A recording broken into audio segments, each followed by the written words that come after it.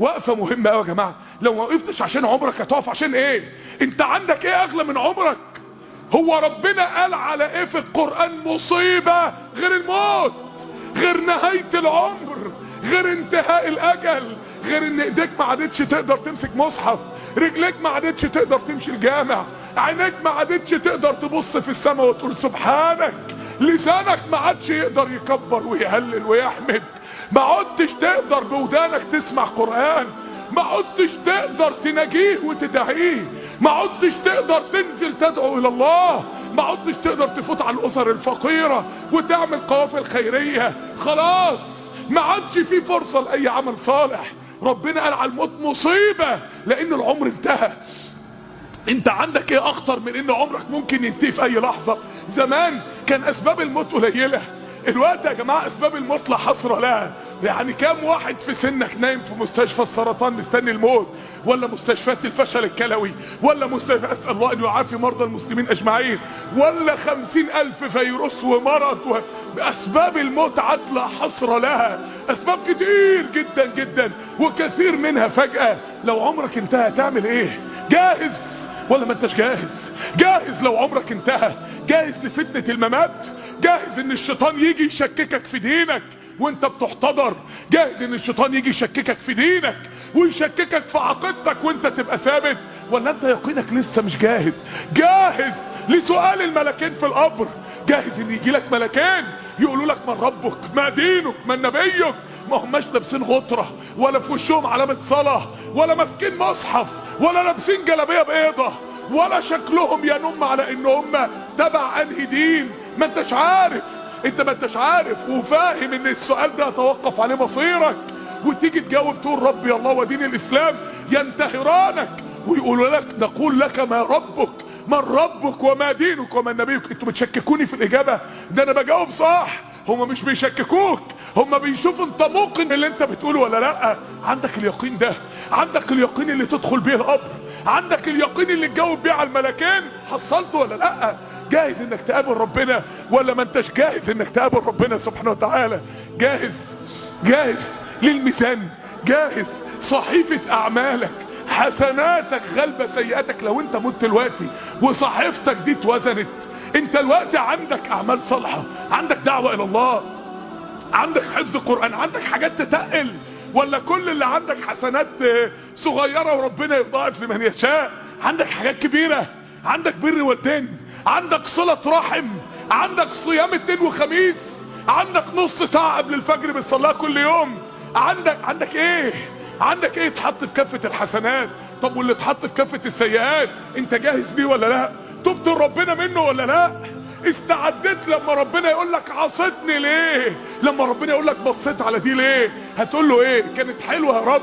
اتفرجت على ده ليه؟ اعرضت عن ده ليه؟ قطعت قريبك الفلاني في ارحامك ليه؟ عندك اجابه ولا ما عندكش اجابه؟ جاهز للميزان؟ جاهز؟ جاهز للعرض على الله؟ مش ربنا سبحانه وتعالى بيقول يوم تبلى السرائر؟ قلبك ده العرض على الله، قلبك بيتعرض على ربنا، ضميرك بيتعرض على ربنا، بتبقى من جواك عامل زي الورقة المكشوفة، بيبقى ضميرك يوم تبلى السرائر. ربنا سبحانه وتعالى بيطلع على قلبك وعلى فؤادك وعلى ضميرك وعلى فطرتك وعلى نيتك. انت جاهز؟ انت من جوه نضيف؟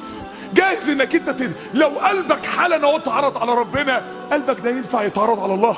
قلبك ده المشاعر الإيمانية اللي جواه ينفع ان ولا قلبك مليان غل وحسد ودنيا وعجب وتعلق بالدنيا؟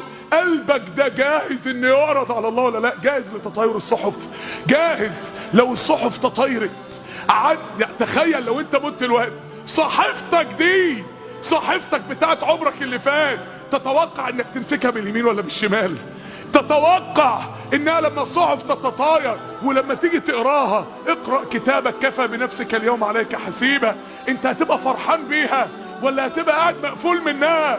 صحيفتك انت نفسك لو انت الحكم، لو انت بصيت على صحيفة سنينك اللي فاتت، تفرح ولا تحزن؟ تفرح ولا تقفل؟ يا ترى جاهز؟ جاهز للصراط؟ جاهز انك تعدي من لو انت مت حالا اهو ومطلوب منك تعدي من على الصراط؟ هو الصراط ده ايه؟ الصراط ده رسم بياني لالتزامك على الصراط المستقيم في الدنيا، لالتزامك على طريق التدين في الدنيا. انت بقى طريقك اللي في الدنيا ماشي، انت راجل مستقيم في الدنيا عشان تبقى مستقيم، انت ماشي بسرعة في طريق التدين عشان تمشي بسرعة على الصراط، انت طريقك منور بحضور دروس الايمان ودروس العلم وذكر الله عشان الصراط ينور لك، ولا انت سطر وسطر؟ يبقى على الصراط برضه سطر وسطر. انت جاهز انك تعدي من عصا، جاهز للقنطرة، جاهز انك تقف على القنطرة وتخلص حقوق العباد منك. مراتك ملهاش حق عليك، ما ظلمتهاش، ما طلقتهاش وافتريت عليها.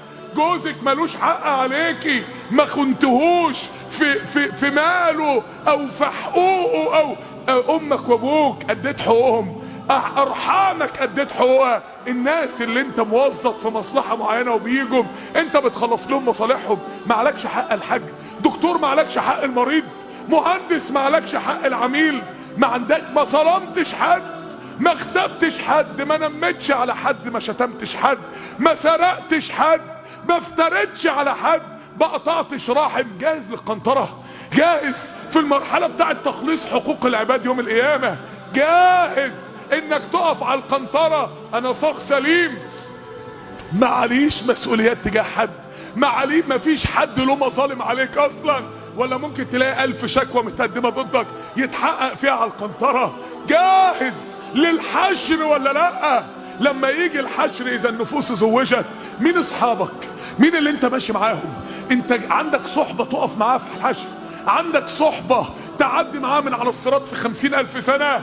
جاهز للبعث ولا لا؟ الملائكة هتتلقاك ولا لا؟ انت جاهز ولا مش جاهز؟ جاهز للعيشة تحت التراب 1000-2000 سنة؟ فرشت قبرك، عملت اعمال صالحة تفرش القبر بتاعك فيها؟